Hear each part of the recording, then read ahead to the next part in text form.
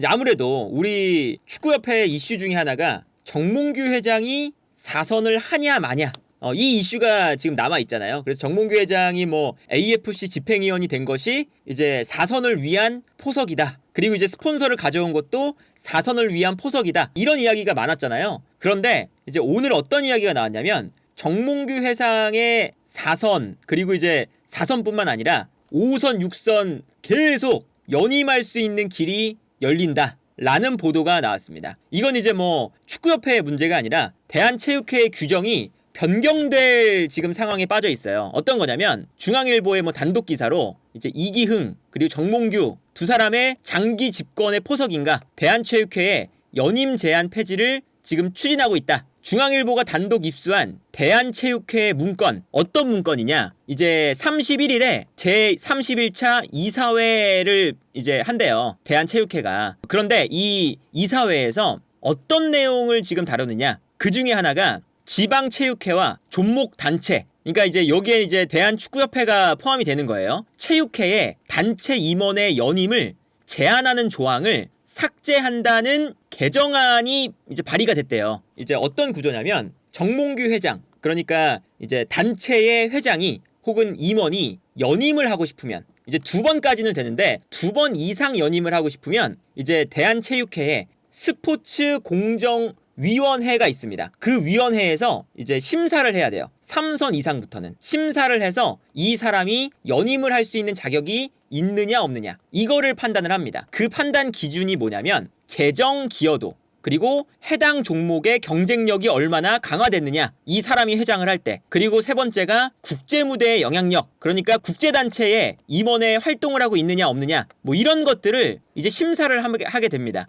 그래서 이거 규정을 보여드리면 이게 스포츠공정위원회의 규정인데 읽어보시면 이사회의 임기는 4년, 감사의 임기는 2년으로 하고 한 번을 허용을 해준다. 연임을 허용을 해준다. 한 번 정도. 하지만 이제 2번, 그러니까 한 번 하고 1회에 하나여 연임을 해주는데, 그러니까 세 번째부터는 심의를 거친 경우에만 연임이 가능합니다. 어떤 거냐? 국제스포츠기구의 임원이 되었을 때, 아까 말했던 기사에 나왔던 국제적인 영향력을 가졌을 때, 두 번째는 재정적으로 단체에 기여했을 때, 세 번째는 이 임원이 있을 때 국제대회의 성적이 좋거나 아니면 이제 평가가 좋았을 때, 그런 이제 여러 가지 지표를 평가를 해서 그 기여가 명확한 경우. 그러니까 예를 들면 정몽규 회장이 재정적인 기여라고 하면 정몽규 회장 때문에 축구협회가 돈을 얼마나 벌었느냐, 그리고 정몽규 회장 때문에 우리 축구 대표팀이 아시안컵에서 좋은 성적을 거뒀거나 아니면 월드컵에서 좋은 성적을 거뒀거나 이런 평가가 좋았다거나 요런 거를 이제 기여가 명확하면 그러면 연임을 해줍니다. 그리고 국제스포츠기구의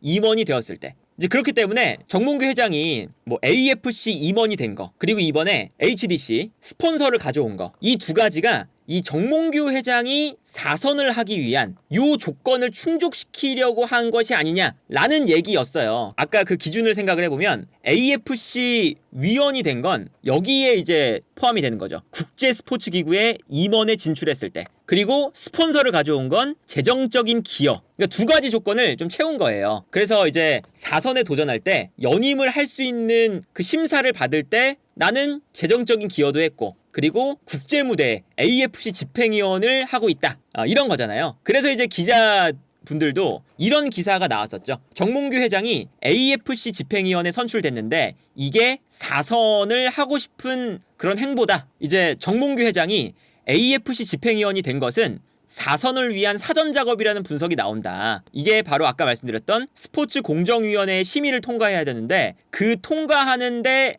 국제단체의 임원을 맡으면 심의를 통과할 가능성이 커지기 때문이다. 스폰서를 가져왔을 때도 정몽규 회장이 사선의 의지를 노골적으로 드러냈다. 이것도 이제 아까 말씀드렸던 재정적인 기여. 정몽규 회장도 사선을 하려면 이런 이제 본인이 무언가를 했다는 것을 이제 계속 보여줘야 되니까 이제 이런 모습들을 가져가고 있다. 그리고 사실은 뭐 어쨌든 이런 기준을 충족하기 위해서 정몽규 회장이 뭐 스폰서도 가져오고, 어쨌든 국제무대에 우리가 축구협회가 영향력을 미칠 수 있는 자리에 있는 건 나쁜 건 아니에요. 그래서 이런 기준이 있기 때문에 정몽규 회장이 그래도 열심히 이 조건에 충족하기 위해서 스폰서 가져오고 집행위원도 하고 이런 거는 그래도 어느 정도 이제 뭐 긍정적인 요소가 있거든요. 그런데 아까 보여드렸던 것처럼 요 기준이 사라진다는 거예요. 이 기준을 없애고 이제는 무제한으로 연임을 할 수가 있다. 이것이 이제 31일에 대한체육회의 이사회 안건으로 올라가 있습니다. 근데 왜 연임 규정을 없애려고 하냐? 일단은 표면적인 이유가 인력난입니다. 대한체육회 관계자는 축구협회나 이런 큰 단체들은 상관없는데 지방에 있는 체육회 혹은 뭐 비인기 종목의 종목 단체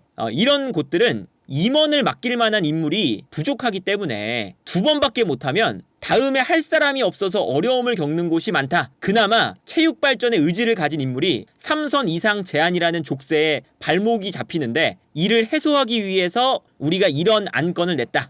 라고 설명을 했습니다. 체육회의 이런 움직임에는 의심의 시선이 쏠린다.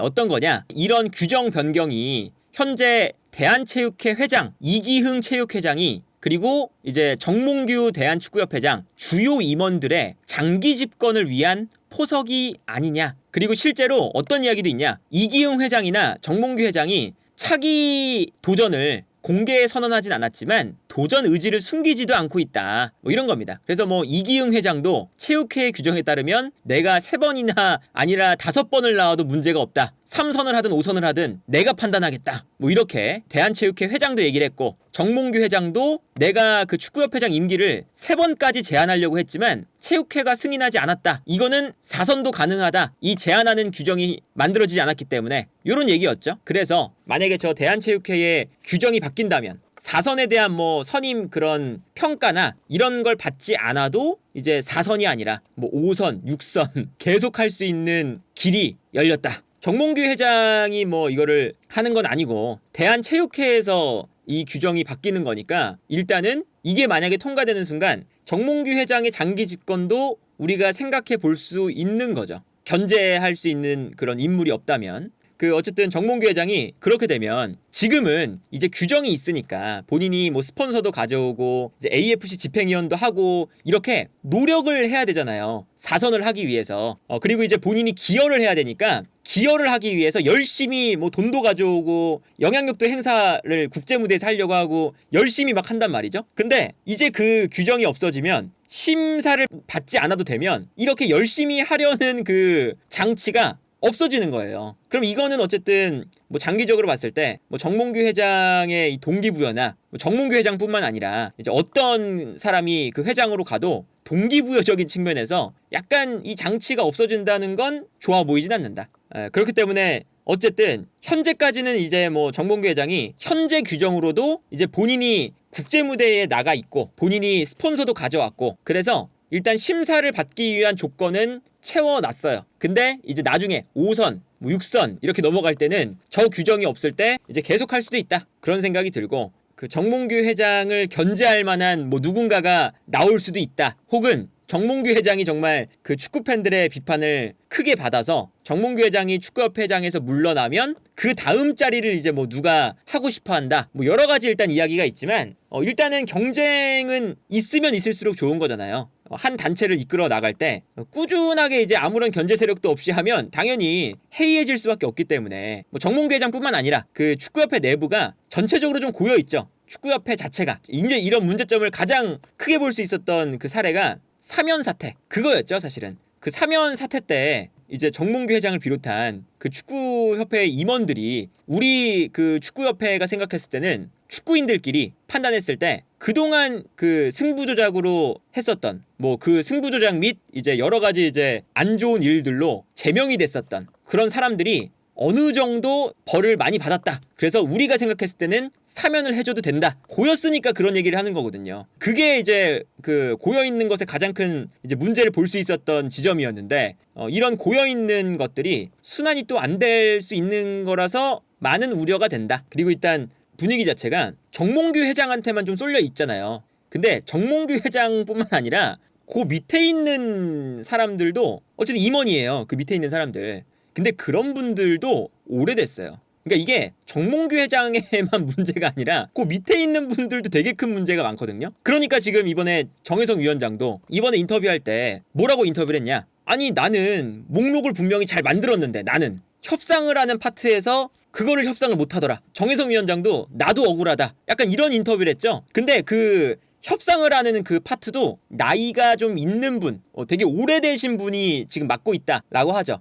그러니까 이제 서로도 이제 네가 잘했네, 내가 못했네, 다 좀 꽉 막혀 있어요. 그래서 뭐 보시면 이번에 그 대한체육회가 임원의 연임 제한을 폐지한다. 요게 이제 우리 축구협회 입장에서는 정몽규 회장뿐만 아니라 정몽규 회장 및 이제 여러 임원들의 그런 장기 집권이 계속 될 거라는 그 예상이 들기 때문에 좋지 않다.